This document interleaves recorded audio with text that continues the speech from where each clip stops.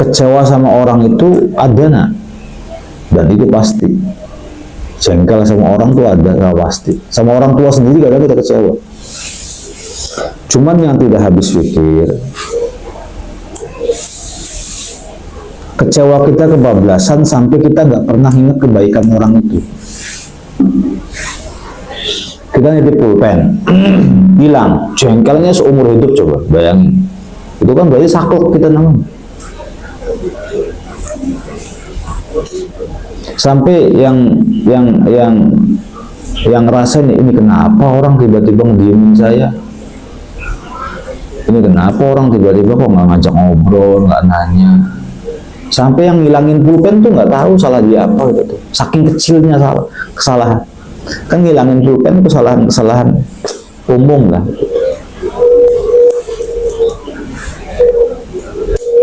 Ternyata hilang pulpen. Kamu kenapa nggak ngajak bicara saya? Nggak nyapa saya? Ya kamu ngilangin pulpen. Itu sudah didiemin 10 tahun. Baru ngomong. Kamu hilangin pulpen. Nah, pulpen aja gitu.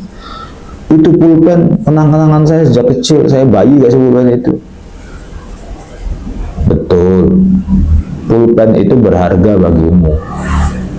Tapi bukan berarti kamu harus tidak menghargai orang lain. Karena orang Islam itu yang penting mah islah.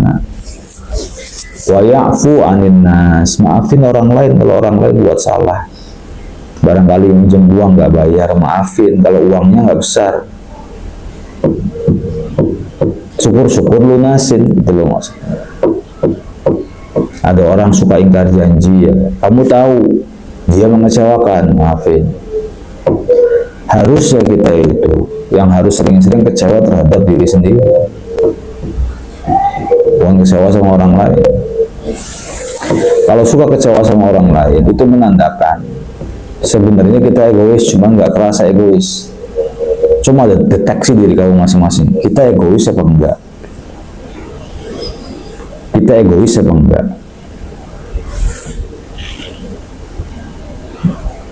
Kalau punya sifat egois ya harus segera dihilangin. Egois itu sifat mementingkan diri sendiri, nggak peduli sama orang lain, bahkan nggak peduli sama orang tua, nggak peduli sama kakak adik. Yang penting saya puas. Itu egoisnya. Sifat begitu itu nggak bakal diterima di mana-mana. Sifat egois itu nggak bakal diterima di mana-mana. Sok aja. Kamu coba mentingin diri sendiri.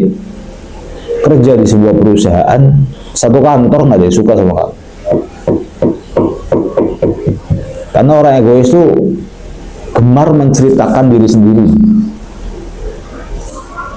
Ya, orang egois itu kepengen agar orang lain tuh tahu tentang diri saya. Sehingga saya berusaha semaksimal mungkin menceritakan semua pengalaman saya, siapa keluarga. Nggak perlu. Nggak perlu. Orang lain nggak perlu cerita dari kita. Kamu cobain, ada orang cerita terus tentang dirinya sendiri. Kamu dengarkan 1 jam, jenuh atau bosan? Dia jenuh ya bosan.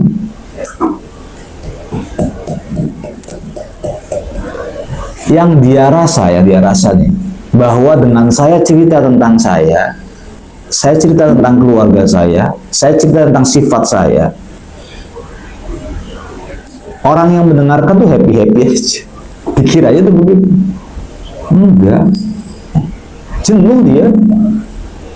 Saya tuh sifatnya begini, saya tuh begini, keluarga saya tuh begini, ayah saya tuh begini, ibu saya tuh begini, kakak saya begini, nenek saya begini, adik saya begini, kakak saya begini. Terus kalau dia ngomong, kita tuh nggak ngeladenin. Nah, ini salah satu sifat apa namanya? Egois. Nah, konsep yang terbaik adalah kita dikasih 2 telinga, maka banyak-banyakilah dengerin orang, jangan banyak-banyak cerita.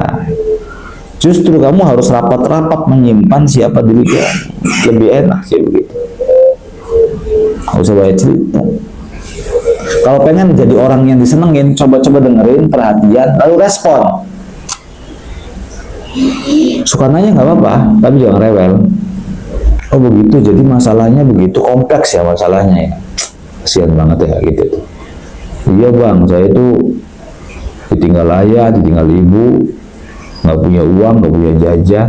Dari kecil saya ayah ibu cerai. Insya Allah, tahu nggak sekarang ayah di mana, ibu di mana? Belajar begitu coba. Belajar ketika ada orang lain cerita tuh kita yang respon, ngerti? Supaya kelihatan nyambung, nggak gila. Belajar begitu. Kalau misalnya dia cerita kita cerita, dia cerita kita cerita, sama-sama egois, nggak bakal jadi kamu ngobrol tuh.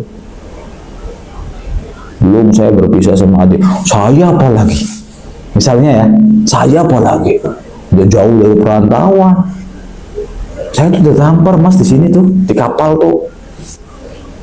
Saya nggak punya siapa-siapa sekarang. Apalagi saya, kata dia tuh. Saya boleh tinggal orang tua saya. Saya dipingin tinggal bayi anak-anak saya. Coba bayangin, nggak nyambung kan begitu? Saling apa? Saling ego dan saling nyeritain diri sendiri. Nggak bisa. Laisal fata huwa may yaqulu kana abi, innal fata huwa may yaqulu ha anada. Tunjukin aja kita tuh siapa, tunjukin, nggak usah banyak cerita. Menunjukkan tuh penting. Daripada kita cerat, bla bla, cerita sana cerita sini, kita diam, praktekkan. Ketika ada seminar kita bicara gitu loh maksudnya. Tunjukin di pondok nih kita pintar, anaknya siapa, biar orang tuh merasa kamu kalau pintar, hebat, jadi bintang, semua orang juga akan penasaran dengan biografi kamu. Siapa sih ayahnya, siapa ibunya, kamu pintar di pondok, kalau ada bintang lah, bagus lah, hafalan cepet. Dan punya teman-teman pondok tuh punya kesan baik sama kamu gitu loh. Punya kesan baik sama kamu. Nanti ketika orang tua kamu datang juga, teman-teman pondok tuh menghargai banget. Karena anaknya punya profesi, prestasinya bagus. Daripada ayah kamu polisi misalnya, tentara, prajurit. Tapi kamu tidak bisa membawa nama baik ayah dan ibu. Maka prajurit dan tentaranya tuh rada kusam. Orang tua kita jualan kacang lah ibaratnya. Memang kamu punya etika, punya akhlak, punya moral, punya standar yang cukup dan baik, maka itu akan membawa-bawa nama orang tua kita. Gitu. Yang jadi presiden sekarang siapa namanya? Prabowo misalnya. Siapa sih anaknya? Oh Didit. Siapa mantan istrinya? Oh Tutik. Orang tuanya siapa sih? Mertuanya siapa sih? Ini jadi kayak ke bawah semua tuh. Kalau ada orang muncul besar, nanti sekelilingnya ke bawah semua. Tapi kalau misalnya orangnya sih hebat, orang tuanya hebat, ayahnya hebat, tapi bikin malu sama anaknya, maka jadi orang tua tuh namanya redup. Padahal anak polisi dia. Padahal anaknya tentara dia, cuman ayah anaknya tidak menunjukkan prestasi dan bakat apa-apa. Maka langkah pertama agar merubah diri adalah sering-seringnya kecewa terhadap diri sendiri. Idza sarratka hasanatuk wa sa'atka sayyi'atuk fa anta mu'min. Kalau sholat, ngaji membuat kita senang gitu loh, kebaikan kita membuat kita senang, dan perbuatan jahat atau getun kita membuat jahat, dan perbuatan malas kita membuat kita getun, berarti kita mukmin. Contoh ya, tuh senang banget saya hari ini ngaji, senang banget saya hari ini sholat. Kemudian tiba-tiba sholatnya terlambat, tuh kepikiran gitu loh maksudnya, kenapa saya begini? Atau nggak ngaji, kenapa saya malas? Jangan jur'ah ya jadi orang, biarin lah nggak ngaji juga, biarin nggak sholat juga. Nanti kamu terlena dalam keburukan begitu. Jadi kalau kamu males atau nggak ikutan sama temen, mereka belajar, mereka semangat, lalu kamu nggak semangat, tuh harus bertanya-tanya, penyakit apa yang ada pada diri saya sehingga nggak bisa mengikuti arus mereka, gitu. Sehingga tertinggal dengan arus mereka. Mereka kok bisa begitu ya, makan nasi sama, mondok di tempat yang sama, tetapi mereka lebih semangat, punya satu benda dalam hati yang membuat mereka itu muhafadhohanya lantang, malam-malam belajar. Benda itu apa nih? Gitu. Jimatnya apa nih? Kok saya nggak punya? Gitu.